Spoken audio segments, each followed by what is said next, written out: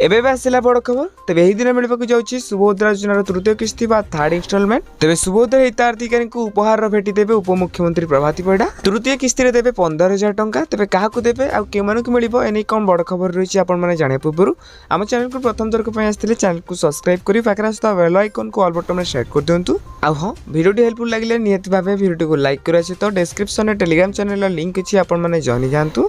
तेज जो मैंने नुआ 21 वर्ष पाद देते तो से चाहिए सुभद्रा योजना जाकि आवेदन करेंगे। तेज जो मैंने नुआ आवेदन कर सुभद्रा योजनार कौन भी किस्ती पाई ना तो से उपहार भेटी देवे उपमुख्यमंत्री प्रभाती परिडा जहाँकि सुभद्रा तृतीय किस्ती 15,000 टंका। आउ जो मैंने सुभद्रा योजनार 2टी किस्ती टंका पाई तो से 5,000 टंका।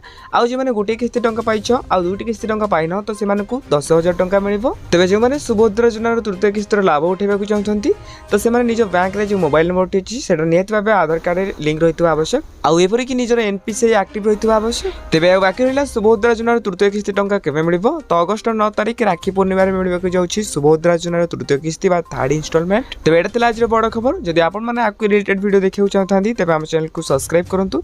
आ हाँ ये वीडियो क्यों देखुं निहत भाव कमेंट बॉक्स में कमेंट करूँ।